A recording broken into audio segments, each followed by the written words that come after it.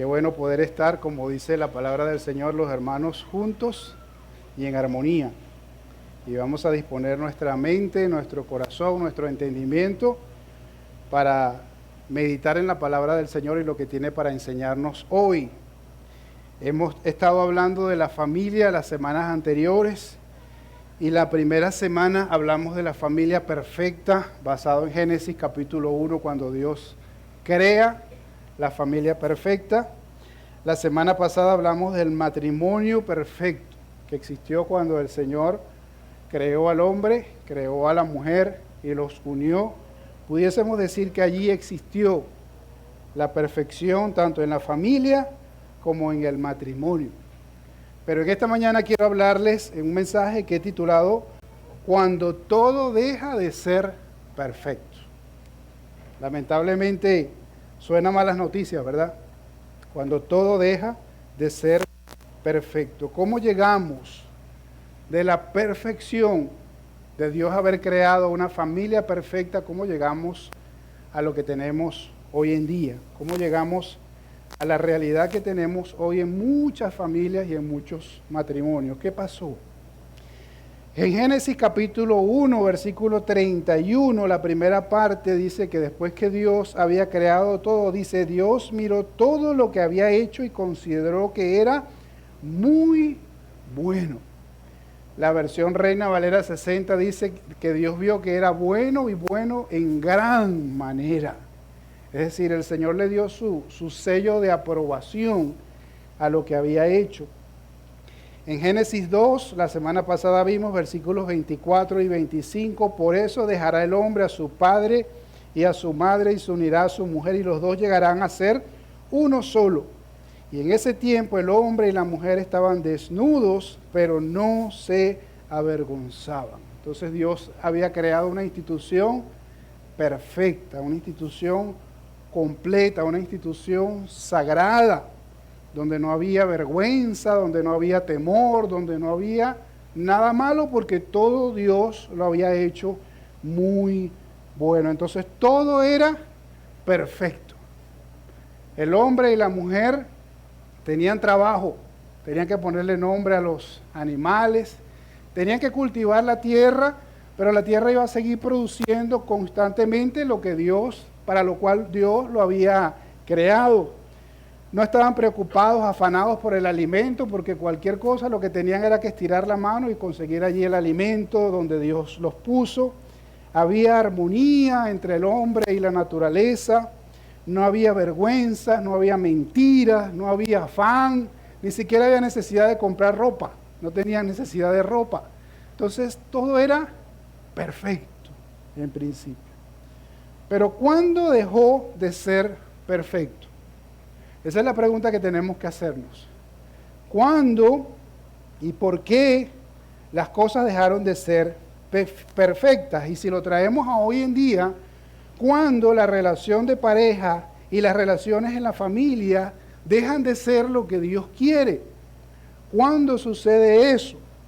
La palabra perfecto usualmente la utilizamos porque es una palabra que deriva del latín, que significa acabado, completamente hecho, pero normalmente lo entendemos como sin defecto. Pero en la Biblia, la palabra perfecto viene de la palabra teleios, que es un término que significa completo, maduro, o que ha alcanzado su propósito o su meta. Y Dios creó a la familia para que fuera perfecta, pero en el sentido bíblico, de ser completa, de tener madurez y de haber alcanzado su propósito. Pero ¿cuándo deja de ser perfecto? Yo les voy a compartir en esta mañana, y usted seguramente lo sabe, pero quiero que veamos Génesis capítulo 3, otra vez desde la perspectiva de la familia, y veamos cuándo todo dejó de ser perfecto, cuando dejaron de escuchar a Dios. Cuando dejaron de escuchar a Dios. Ahí está el problema. La misma razón de Génesis hace miles de años es la misma razón hoy en día. No ha cambiado. Es lo mismo. Exactamente lo mismo. Cuando dejaron de escuchar a Dios, las cosas dejaron de ser perfectas. Y usted conoce el relato de Génesis. Génesis capítulo 3. Voy a leer los primeros 3 versículos. Comienza diciendo que la serpiente era más astuta que todos los animales del campo que Dios, el Señor, había hecho. Así que le preguntó a la mujer, ¿con que Dios les dijo que no comieran de ningún árbol del jardín?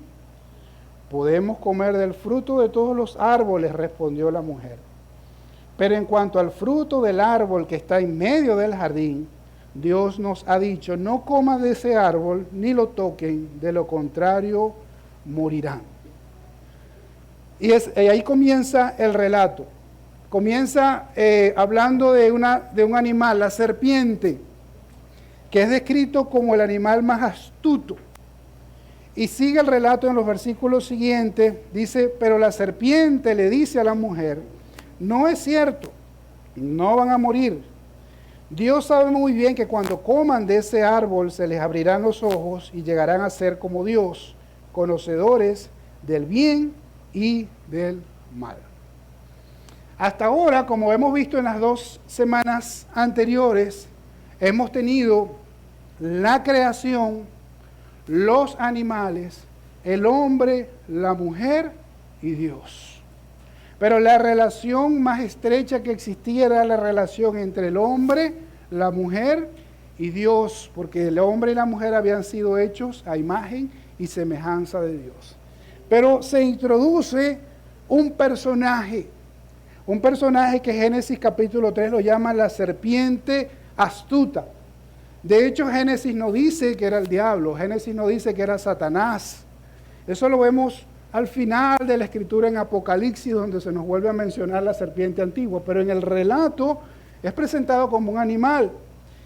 Y algunos se burlan del relato, algunos dicen que es ficticio, que es fantasioso, algunos no entienden cómo la mujer se pudo haber comunicado con la serpiente y hacen bromas al respecto.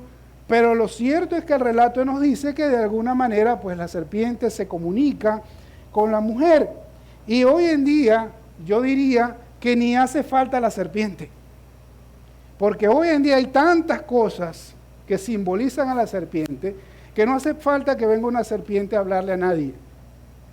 Porque solamente escuchar lo que dice la televisión, lo que dicen las redes sociales, lo que dicen los amigos, las amigas, lo que dicen otros familiares, lo que dicen algunos libros, inclusive, no hay necesidad de que una serpiente hable.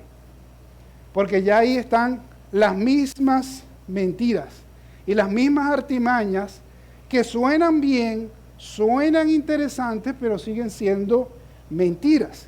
Y quiero que observemos cuáles fueron las mentiras que la serpiente le dijo a la mujer. La primera mentira, versículo 1. Dice, con que Dios les dijo que no comieran de ningún árbol del jardín. ¿Por qué eso era mentira? Porque Dios no dijo eso. Dios no dijo eso. Yo le llamo a esto la mentira de la exageración. Porque Dios no dijo eso. Pero la mentira de la exageración tiene un propósito. Todo el mundo sabe que es mentira, pero genera la duda, genera la inquietud, genera la interrogante. Y hoy en día se dicen muchas mentiras así, mentiras de la exageración. ¿Usted la ha escuchado? Todos los matrimonios son iguales. Eso es una exageración, porque eso no es verdad, ¿cierto? O todas las familias son iguales. O todos los hombres son iguales, ¿lo han escuchado? O todas las mujeres son iguales. Son exageraciones, nosotros sabemos que eso no es verdad, pero se dice mucho. Incluso hay un dicho también, ahora pensando en padre e hijo, hay un dicho muy feo que dice, adolescente no es gente. Sabemos que no es verdad, pero hay gente que lo repite y lo cree. Mis padres no me quieren, mis papás no me quieren, mis padres no me entienden. Son expresiones que son mentiras. Todo el mundo sabe que son mentiras, pero tienen el propósito de generar duda, de generar inquietud. Usted sabe que son mentiras, pero las escuchamos. Y si les si las escuchamos porque captan nuestra atención, empieza la semilla a obrar, empieza la semilla ahí a trabajar, se mete como un susurro en la mente, en el corazón de las personas y le siembra la duda a las personas. ¿Cuál fue la última mentira que usted escuchó que la serpiente le dijo? A través de cualquier medio. Usted puede pensar tal vez en muchas mentiras que ha escuchado de parte de la serpiente. Tal vez tú no le creíste, sabías que era una exageración, pero captó tu atención y te puso a dialogar con la serpiente, porque eso fue lo que hizo Eva. Perdón. Terminó dialogando con la serpiente. ¿Y cuál fue la respuesta de Eva? Interesante lo que Eva responde.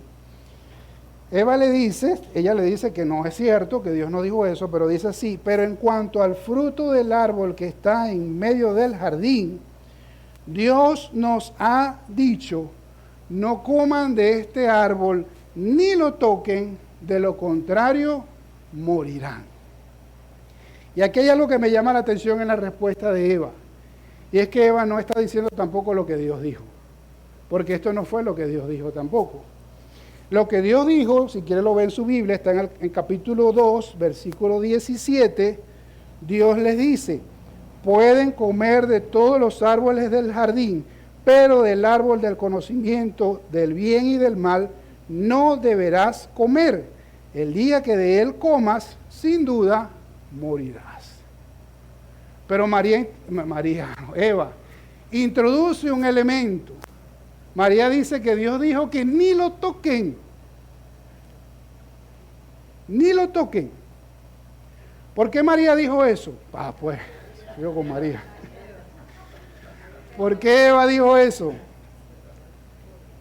O Adán le transmitió el mensaje malo, porque tal vez Adán le pudo haber transmitido el mensaje. Mira, Eva, Dios dijo que ni lo toquen. Para ver si así le hacía caso a Eva. O por la pregunta que le planteó la serpiente, eso empezó a generar ya inquietud en ella y no, Dios dijo que ni lo toquemos. ¿Ok? No sé la respuesta correcta. Pero ahora viene la segunda mentira de la serpiente, que es la más peligrosa de todas, porque ya lanzó la primera, viene con la segunda. La segunda mentira dice: no es cierto, no van a morir. Dios sabe muy bien que cuando coman de ese árbol, se les abrirán los ojos y llegarán a ser como Dios, conocedores del bien y del mal. Esta mentira es tan grande como una puerta de esas antiguas, pero causó mucho más daño, porque aquí abiertamente la serpiente le está diciendo a Eva: Dios te mintió. Dios te está mintiendo. No es cierto. Ustedes no van a morir. Esas son cosas de Dios, pero eso no es cierto. Dios sabe que cuando ustedes coman se les van a abrir los ojos, van a ser como Dios y van a conocer el bien y el mal. Y fue una media verdad en el sentido de que literalmente en el momento que comieron no es que se murieron enseguida, pero al ser una media verdad termina siendo una mentira, porque no hay medias verdades, o es verdad o es mentira. Entonces terminó siendo una mentira, y así son muchas de las mentiras que creemos y que dejamos introducir en nuestra mente, que dejamos introducir en nuestras familias, porque no suenan tan a mentira y por eso terminamos creyéndolas. Pero si son medias verdades, igual son mentiras. Mentiras que vemos en la televisión, mentiras que leemos en las redes, mentiras que escuchamos cuando nos reunimos con nuestros amigos, con nuestras amigas. Pero son mentiras al fin y al cabo. Hay quienes dicen que el problema estuvo en que Adán dejó sola a Eva, cosa que no lo creo por lo que vamos a ver más adelante. Pero sí, tal vez Adán se descuidó, tal vez Adán estaba revisando el Instagram, el Facebook, ahí estaba distraído y dejó a la mujer que hiciera lo que hiciera. Pero cuando nosotros dejamos pasar esas mentiras y nos descuidamos y no hacemos nada, estamos a pasos de caer, como sucedió aquí en Génesis capítulo 3. Y tenemos, para poder identificar las mentiras, yo tengo que llenarme de la verdad. Es la mejor manera de saber que algo es mentira, llenarme constantemente de la verdad. Y uno de los grandes problemas que tienen algunos cristianos, algunos creyentes en Cristo, es que solo se alimentan de la palabra de Dios una vez a la semana. Y si nos alimentamos de la palabra de Dios una sola vez a la semana, y el resto de la semana, o desde que salimos de aquí, vamos a volver a escuchar las mentiras que todo el mundo dice, entonces vamos a terminar creyendo las mentiras que escuchamos mucho más seguido. Necesitamos, por lo tanto, llenarnos más de la verdad de la palabra de Dios. Y si yo no quiero que en mi familia creamos las mentiras del enemigo, yo tengo que llenar a mi familia también con la verdad de la palabra de Dios. Tenemos que darle a nuestros hijos la verdad de la palabra de Dios, reunirnos con ellos y hablar de lo que es la palabra de Dios para que se llenen de la verdad de Dios y sepan identificar las mentiras del enemigo y no estén constantemente oyendo a la serpiente antigua, como sucedió en el relato que estamos estudiando. Ahora, ¿qué pasó después? No solamente dejaron de escuchar la voz de Dios. En ese momento sucedió algo más y fue el segundo error que cometieron tanto Adán como Eva. Y el segundo error es cuando decidimos coquetear con lo indebido. ¿Cuándo se acaba lo perfecto? Cuando decidimos coquetear con lo indebido. Y aquí vamos a ver la herramienta o el arma principal que tiene Satanás para destruir al ser humano. ¿Cuál es? No son los cachos, no son el tridente. La principal arma que tiene Satanás para destruir al enemigo es la mentira. Satanás no va a obligar a nadie a golpear a otra persona. Satanás no puede obligar a alguien a matar a otra persona. Satanás no puede obligar a alguien a consumir una sustancia que le haga daño. Satanás no va a hacer que alguien ofenda a otra persona. Él lo que va a hacer es engañar al ser humano con sus mentiras para que el ser humano termine cayendo. Y eso fue lo que pasó en esta historia. ¿Qué pasó en esa historia? Versículo 6 del capítulo 3 dice que la mujer vio que el fruto del árbol era bueno para comer, que era atractivo a la vista y era deseable para adquirir sabiduría. Así que tomó de su fruto y comió. Y luego dio a su esposo, mire lo que dice, que estaba con ella. Y él también comió. Entonces Adán estaba ahí.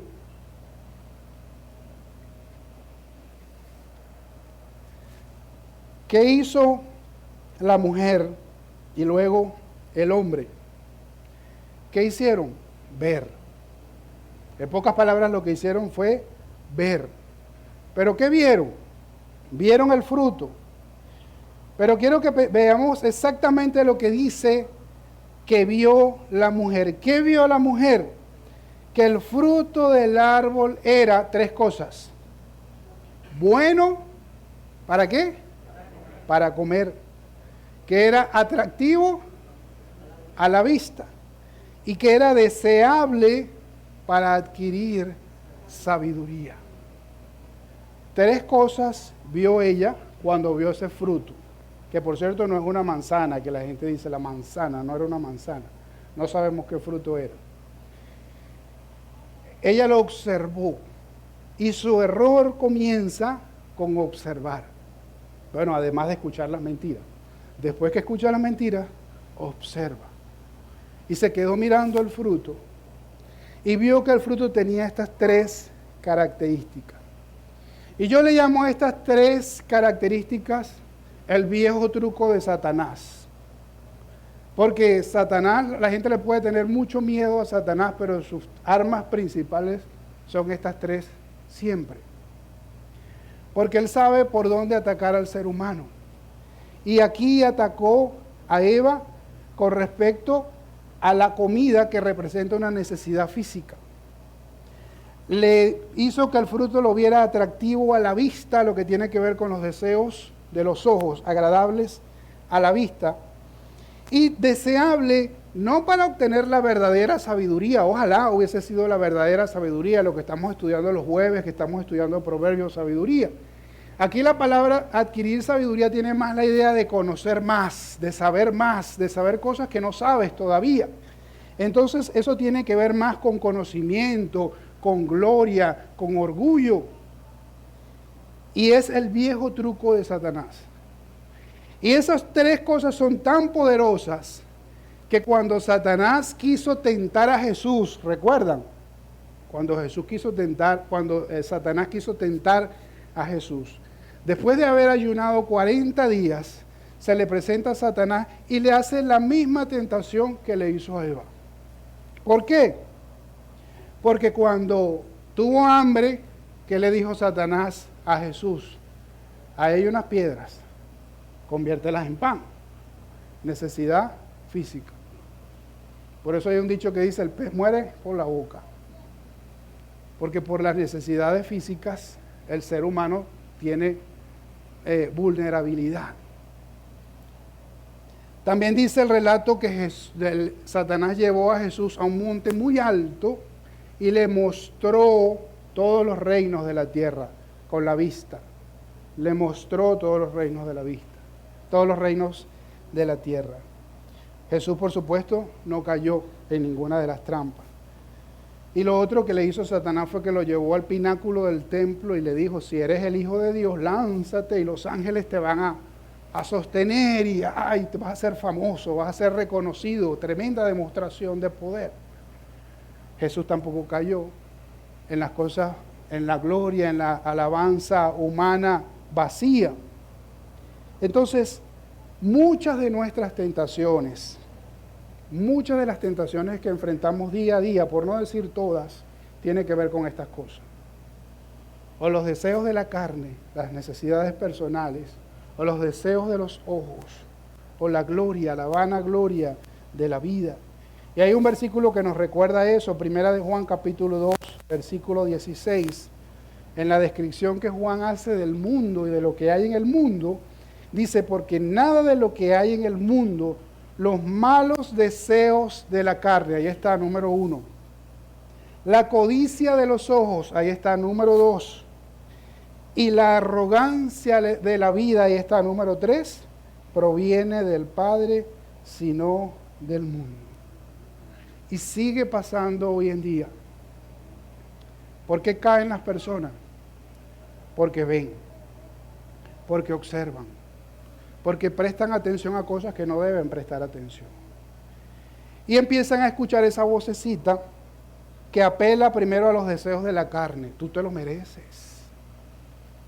Tú te lo mereces. ¿Por qué no? Un poquito nada más no hace daño. Una vez al año no hace daño. Entonces esa vocecita va haciendo mella ahí en la mente, en el corazón. Lo lleva a mirar, a observar lo que te vende, la publicidad. Y la publicidad es engañosa, la publicidad trata de vender hasta lo que usted no necesita y se lo muestra como algo que usted necesita, como algo que es importante, que es necesario. Y te hacen creer que lo necesitas, pero porque te engaña con la vista.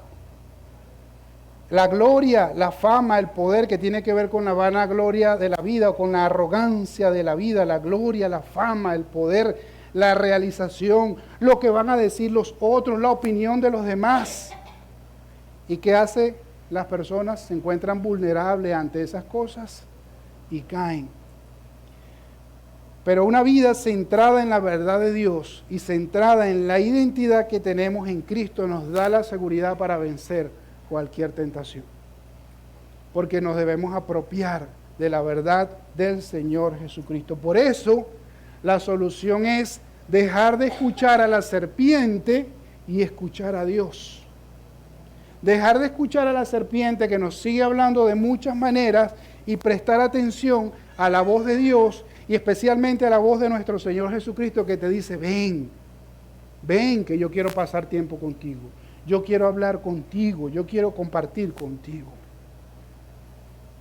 Pero lamentablemente el ser humano, siguiendo lo que aprendemos de Adán y Eva, lamentablemente toma la decisión equivocada, mirar para donde no debe y probar lo que no debe. Y ese día, ¿qué resultó de todo esto? Si el Génesis, si la historia del Génesis, en el momento que Eva agarra ese fruto y lo come y Adán lo come, si eso hubiese sido una película, se hubiese escuchado a lo mejor un fondo musical así de terror, de que viene algo muy, muy feo, muy grave. Pero yo estoy seguro que Adán y Eva agarraron y comieron y no escucharon nada. Y a veces sucede en nuestra vida diaria, a veces estamos tomando decisiones que son gravísimas, que si ojalá hubiera un fondo musical que nos alertara como con las películas de terror cuando va a venir el malo, cuando va a venir lo feo, pero eso no existe. Pero aquí en esta historia, miren lo que pasó después, las consecuencias inmediatas de haber comido del fruto. La primera de ellas, vergüenza. En ese momento los ojos de ambos fueron abiertos y tomaron conciencia de su desnudez, y por eso, para cubrirse, entretejieron hojas de higuera. Y a mí me impresiona lo inmediato del resultado, porque yo entiendo aquí que ellos comieron del fruto y enseguida sintieron la necesidad de taparse, de cubrirse. Y se dieron cuenta que la semana pasada decíamos que no había necesidad, no había nada que esconder, no había nada que ocultar, había transparencia. Pero aquí sintieron la necesidad de ocultar algo. Y ese sentido que es muy humano de que mi vida privada y lo mío, y ya dejaron de ser uno solo, y ahora somos dos, pero tengo algo que yo no quiero que me vean.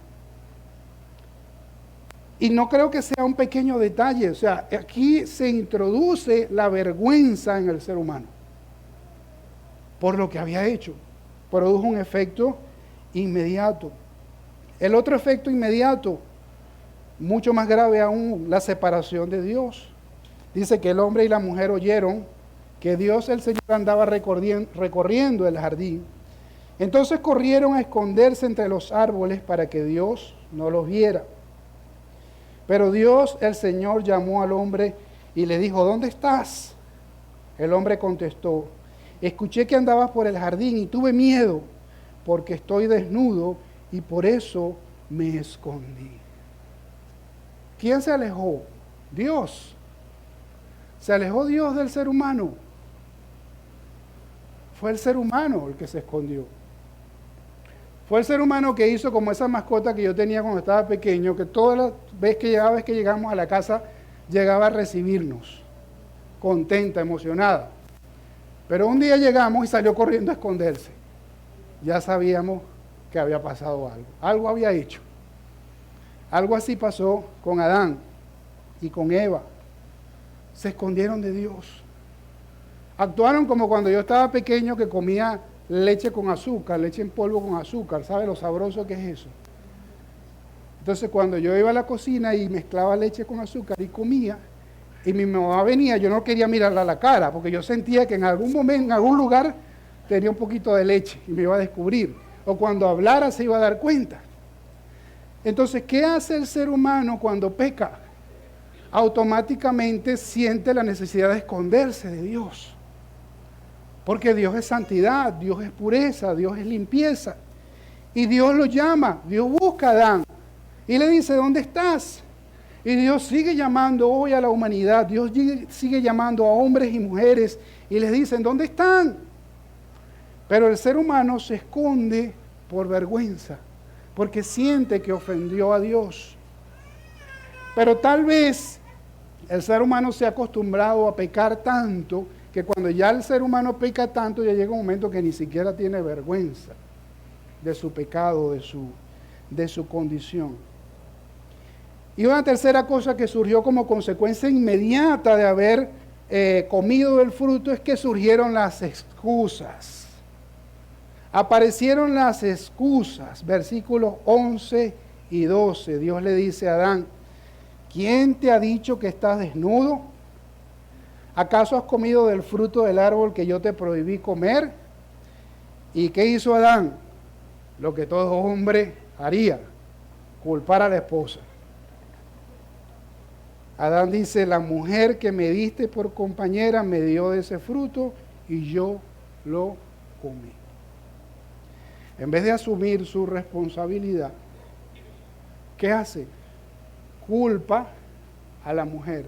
Pero no solo culpa a la mujer, porque de paso le añade, la mujer que me diste. Entonces, ¿a quién está culpando en el fondo? Está culpando a Dios mismo. Son las excusas del ser humano. El ser humano aprende ahora a justificarse, a justificar su desobediencia. ¿Y qué hizo la mujer? Lo mismo. Entonces Dios el Señor le preguntó a la mujer, ¿qué has hecho? ¿Y qué hizo ella? Bueno, ya no puedo culpar a Adán. Señor, la serpiente me engañó y comí. Culpó a la mascota. Dice que la engañó. Y uno de los grandes problemas también del ser humano, todavía hasta el sol de hoy, es la autojustificación y las excusas, en lugar de afrontar sus consecuencias. Nadie en esta historia se paró y le dijo, sí, Señor, perdóname, te desobedecí. Tú dijiste que no comiéramos y comimos. No, ninguno lo hizo. Todos empezaron a justificarse, a culparse el uno al otro.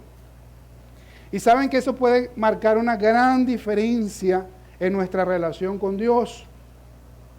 Conocen la historia de Saúl y David, recuerdan, los dos principales reyes de Israel. Bueno, Saúl y David, los dos hicieron cosas que a Dios no le gustó. Para resumirles, lo que hizo Saúl fue básicamente en algún momento de una batalla, hizo lo que no le correspondía hacer, y en otra batalla se quedó con un botín que no debía haberse quedado. Y eso le molestó a Dios. Pero David, en su momento, en cuanto a batalla, siempre dependió de Dios, siempre buscó la dirección de Dios, pero en algún momento codició a una mujer, se apropió de esa mujer, y cuando se dio cuenta que esa mujer había quedado embarazada, para justificar lo que él había hecho, buscó la manera de que el esposo muriera. Humanamente hablando, ¿quién actuó peor? Humanamente hablando, David. Ante los ojos de Dios es lo mismo. Porque para nuestro Señor no hay diferencia de pecado. Somos nosotros los seres humanos que nos gusta clasificar los pecados. Pero a los ojos humanos el pecado de David fue más grave que el pecado de Saúl. Pero Dios los trató diferente. ¿Y saben por qué Dios los trató diferente? Porque cuando Dios confronta a Saúl, Saúl le dijo al Señor, a Samuel, que le hablaba de parte del Señor, le dijo, no, es que la gente, los que están conmigo, pero aquí está, yo cumplí una parte. En cambio, ¿qué hizo David cuando fue confrontado? Cuando David fue confrontado, tenemos el Salmo 51, donde dice, contra ti, Señor, he pecado, he hecho lo malo delante de ti. Y confiesa su pecado al Señor. Esa es la gran diferencia entre estos dos personajes. Así que el primer paso para la sanidad y la restauración tiene que ser el reconocimiento. El reconocimiento de mi condición delante de Dios. El reconocimiento de mi pecado. Porque si no lo hacemos, caemos en las excusas. Y eso fue lo que pasó con Adán y Eva. Siguieron en las excusas. Y como si fuera poco todo lo que le había pasado, vinieron las consecuencias posteriores, que ustedes las conocen. Génesis 3:16, a la mujer le dice, multiplicaré tu sufrimiento en el parto y darás a luz a tus hijos con dolor, desearás a tu marido y él te dominará. Y aparecen palabras nuevas en el diccionario. Aparece la palabra sufrimiento, aparece la palabra dolor, deseo, dominio, aplicado a la relación entre ellos. ¿Qué le dijo al hombre? Por cuanto hiciste caso a tu esposa y comiste del árbol que te prohibí comer, maldito será el suelo por tu culpa. Con sufrimiento comerás de él todos los días de tu vida. La tierra te producirá cardos y espinas, y comerás hierbas silvestres. Te ganarás el pan con el sudor de tu frente, hasta que vuelvas a la misma tierra de la cual fuiste sacado, porque polvo eres y al polvo volverás. Más palabras nuevas. Maldición. Se produce una maldición del suelo. Otra vez sufrimiento. Cardos y espinos. Ahora no iba a salir todo tan bonito, los arbolitos, las flores, las frutas. Ahora iban a crecer cardos y espinos. El trabajo seguía existiendo, pero ahora el trabajo iba a ser algo doloroso, algo con dolor, con esfuerzo. ¿Y se acuerdan lo que dijo la serpiente? No, es mentira de Dios. No vas a morir. ¿Qué dice el Señor aquí? Todo esto va a pasar hasta que vuelvas a la tierra de la cual fuiste sacado, porque polvo eres y al polvo volverás. Y literalmente el ser humano empezó a morir. No murió inmediatamente, físicamente hablando por lo menos. Empezó a morir. Así es el pecado. Todo pecado tiene consecuencias. Y lo más triste y lamentable es que no solamente nos afecta a nosotros, afecta a nuestra familia, afecta a las personas que están a nuestro alrededor, afecta a la salud, afecta a las finanzas, afecta a las relaciones, atraen cosas que no deberían existir en la familia, porque le damos cabida a cosas que Dios no quiere.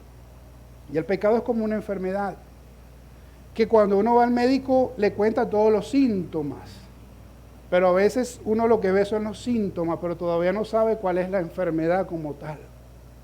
Bueno, el pecado es como una enfermedad que se refleja en muchas cosas y en muchos síntomas. Ahora, no quiero terminar solamente diciendo la parte mala, la parte fea de la historia. Hay una luz de esperanza en el versículo 15, que no crean que me olvidé de lo que Dios le dijo a la serpiente. Lo salté intencionalmente porque aquí hay una luz de esperanza. Dios le dice a la serpiente: pondré enemistad entre tú y la mujer, y entre tu simiente y la de ella. Su simiente te aplastará la cabeza, pero tú la herirás en el talón. Y esto pareciera algo simplemente natural, ¿no? Lo común de que la serpiente, ¿dónde muerde la serpiente? ¿Dónde ataca la serpiente? Y cómo el ser humano mata a la serpiente. Pero hace muchos años atrás, algunos teólogos empezaron a observar y a conectar esto con otras cosas que la Biblia dice, y surgió algo que llaman el protoevangelio. Y es que algunos piensan que aquí hay un destello de luz en medio de todo lo malo que estaba pasando. Dios estaba diciendo aquí que iba a haber una enemistad entre la simiente de la mujer y la simiente de la serpiente, y que mientras la serpiente iba a herir, iba a lastimar a la simiente de la mujer, y algunos relacionan esto con la muerte de Cristo en la cruz, la simiente de la mujer, que es el Señor Jesucristo, nos lo dice el Nuevo Testamento, de la simiente de la mujer el Señor Jesucristo vino y le aplastó la cabeza a la serpiente y la venció definitivamente. Jesucristo es la simiente de la mujer, Jesucristo es la salvación sobre el poder de Satanás. Por eso, y lo que seguimos viendo, que lo que hizo Dios, porque hay otra cosa hermosa allí, de las cosas positivas que pasaron, gracias a ese Padre amoroso, que tuvo que castigar a sus hijos, tuvo que castigar a su creación por lo que habían hecho, y tuvo que decirles cuáles eran las consecuencias de lo que habían hecho. Hizo algo que me llama mucho la atención, versículo 21. Dios el Señor hizo ropa de pieles para el hombre y su mujer y los vistió. O sea, Dios le provee abrigo, protección para la vergüenza, para que no se sientan avergonzados. Y es lo que Dios hace a través de Jesucristo hoy. Nos quita la vergüenza, nos quita la culpa, para que podamos acercarnos delante de Él. ¿Ven por qué necesitamos tanto a Jesucristo?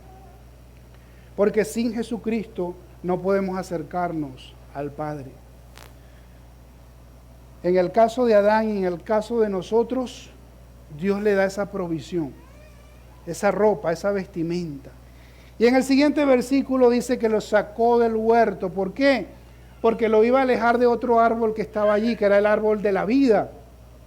Y que algunos dicen que aparentemente el árbol de la vida era lo que les iba a dar vida eterna constantemente a Adán, a Eva y a todo el huerto y a toda la creación. Iban a existir por la eternidad. Ese era el plan en el principio. Pero Dios dice, vamos a alejarlos del árbol de la vida, porque este ser humano así como está, que cuando llegue a 80, 90 años, 100 años, se va a ir desmoronando, no va a querer vivir eternamente. No va a poder vivir eternamente. Entonces lo aleja del huerto del Edén y pone unos querubines para que impidan la entrada. Pero hay algo interesante en relación a ese árbol de la vida, y con esto termino. Y es que este árbol de la vida no vuelve a aparecer más, sino hasta Apocalipsis 22, allá terminando su Biblia. En Apocalipsis 22, el Juan, viendo lo que Dios le está mostrando de la nueva Jerusalén, de la ciudad santa, de lo que llamamos el cielo, del lugar donde vamos a ir a la presencia de Dios y estamos con Cristo, dice: luego el ángel me mostró un río de agua de vida, claro como el cristal, que salía del trono de Dios y del Cordero, y corría por el centro de la calle principal de la ciudad. Y a cada lado del río estaba, miren dónde está, el árbol de la vida, que produce 12 cosechas al año, una por mes, y las hojas del árbol son para la salud de las naciones. El Señor separó al hombre de ese árbol de la vida. Pero ¿dónde está ese árbol de la vida? Está plantado en un lugar reservado para aquellos que han puesto su fe en el Señor Jesucristo. Aquellos que han aceptado a Jesucristo como su Señor y Salvador. En algún momento, cuando nos vayamos de esta tierra, vamos a encontrar ese árbol de la vida. Lo promete la palabra del Señor. Por eso la pregunta más importante que tenemos que hacernos es: ¿has invitado a Jesucristo que sea el Señor de tu vida? ¿Has hecho a Jesucristo tu Señor y tu Salvador? ¿Tienes la seguridad que cuando partas de esta tierra vas a ir a la presencia de Dios solamente por los méritos del Señor Jesucristo y no por lo que nosotros hayamos hecho? Si no has tomado esa decisión, yo te invito a que tomes esa decisión. Si has desaprovechado esa oportunidad, hoy es el tiempo para que tú le digas al Señor: Señor, te entrego mi vida y te entrego a mi familia. Yo quiero entregarte mi vida, quiero que seas mi Señor, quiero que seas mi Salvador, quiero tener la seguridad de la salvación, quiero tener vida eterna contigo. Y si esa es tu decisión, si ya tomaste esta decisión, entonces tenemos la seguridad y la confianza que el Señor nos ha dado, vida eterna a través del Señor Jesucristo. Jesucristo es la mayor provisión de Dios para ti y para la familia. Te invito a inclinar tu rostro allí donde estás. Y como ven, la Biblia no solamente da malas noticias, da noticias maravillosas. Y es que a pesar de que somos pecadores, Cristo murió por nosotros. Y Él está dispuesto a perdonarnos. Pero nosotros tenemos que tener la actitud correcta, reconocer nuestra condición. Reconocer en que hemos fallado, reconocer en que hemos pecado. Y si no le hemos entregado nuestra vida al Señor Jesucristo, abrir nuestro corazón y entregarle nuestra vida al Señor Jesucristo para experimentar la salvación que viene de Él. Y si estás tomando esta decisión por primera vez, nos gustaría saberlo. Acércate a mí, a mi esposa, a cualquiera de los pastores o algún otro hermano de la iglesia, porque queremos ayudarte en tu crecimiento espiritual. Queremos ayudarte a andar con Cristo, porque en nuestra fuerza no podemos, pero necesitamos a Cristo como el centro de nuestra vida y de nuestra familia. Amado Dios, te damos muchísimas gracias por tu palabra. Gracias por este recordatorio que tú nos das, Señor, con este relato del maravilloso amor que tú tienes, Señor. De lo dañino, de lo perverso que es el pecado, Señor, pero también del maravilloso amor que tú tienes para nosotros, Señor. Tú conoces lo que hay en el corazón de cada uno de los presentes, Señor. Solo tú sabes, Señor, la decisión que cada quien ha tomado. Y si hay alguien luchando con esta decisión de entregar su vida a ti, Señor, yo quiero pedir que tu Espíritu Santo sea tocándole allí su corazón y que esa persona experimente tu amor, experimente tu compasión, Señor, y pueda sin temor rendir su vida en tus manos, Señor. Te pedimos todo esto en el nombre de Cristo Jesús. Amén y amén. Dios me les bendiga.